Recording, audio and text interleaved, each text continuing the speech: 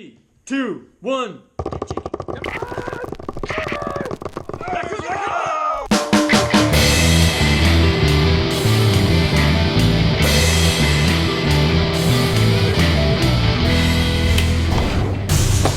Street food. Look, if you know something about Star Wars, you probably know about blue milk. But what do y'all know about purple milk? Watch on, friends, and you'll know something. My buddy Jacob invited me up to his campus for some purple milk. I took a very crowded bus, and I met up with him on his campus. It was dinner time, so we had a little bit of a boys' night. About to eat it on the street. I talked to my boy Mark about riding his bike on the street. Well, okay, so somebody who's never ridden a bike in China, but's ridden a bike back in the West, let's say, what would they need to know? You never know what's going to happen. You don't know if the guy in front of you is suddenly going to turn off, or if someone's going to suddenly come shooting out, Right. or if things will just appear out of nowhere, or if there'll be a pothole, like that's just like massive. So you really have to be like quick and nimble. How many times have you crashed on your bike? Ever? Maybe 2 or 3 times. Oh, okay, well, that's not that many. No, it's not that I've much. heard all your crashing stories then. Yeah, because I'm quick and nimble.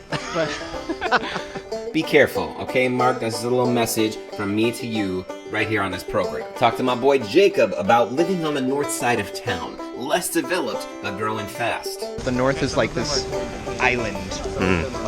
It's just very like removed from the rest of the city. I feel like they've been developing it a lot though. Recently they planted trees along the road. Okay. Like 5 days ago.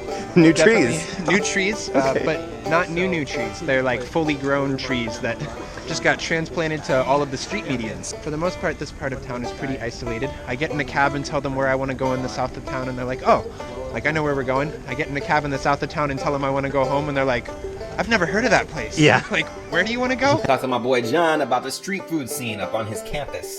This is the basically back street of the technology university. As you can see, many vendors on the street, also in little restaurants. Lots of good food. It's pretty Sweet. awesome. And you come here about how often? And usually once a week or so, have some of these noodles right ahead of us. Awesome. Boys were feeling some green noodles, so we hit up a place. Yeah, it was closed. Look, this has become like a theme of this show. Now, every time I try to find a place, it winds up closed. But we regrouped. We went elsewhere. We got some belt noodles. Talking about big old silver bowls. Okay, I love some belt noodles. And when you get it flavored like this, especially when it's in a big bowl like this is Shan, okay? This is local, specialty, authentic. Accept no imitations. After dinner, it was time for some purple milk.紫米牛奶.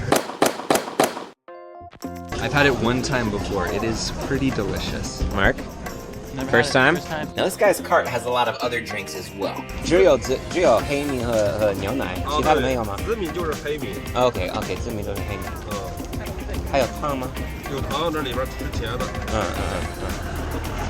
The black rice turns the milk purple and it's so creamy. I guess the rice just like fills out the milk. You know, it gets really cooked, like overcooked. Not like you could eat the rice. It's like rice you can drink. There's rice in the bottom of the cup. They give you one of those really wide straws like you get with boba tea.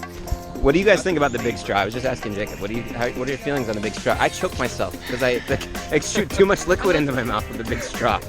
I don't like it. I mean, I wasn't used to it at first, but 2 summers ago, I fell in love with bubble tea, and therefore with big straws. So when you drink it, you get hits of rice in the straw, but it pretty much dissolves like when it hits your mouth. Unlike boba tea, it is not a drink you have to chew. 紫米牛奶.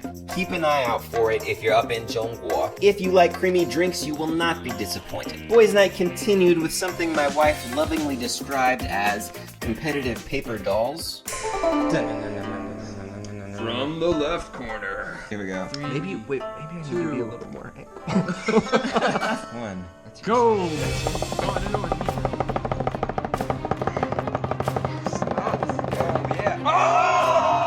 I mean, we didn't take it that seriously. There was a ranking system based on the size of the characters and their tenacity. Each of them had a backstory, or at least a catchphrase.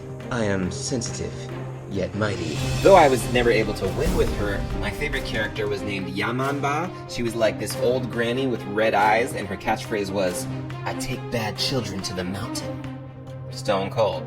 Just kept losing though. And the rabbit is unbeaten. The rabbit has won like, what is he, 5-0, 6-0? At least. It's stopping right now. Go.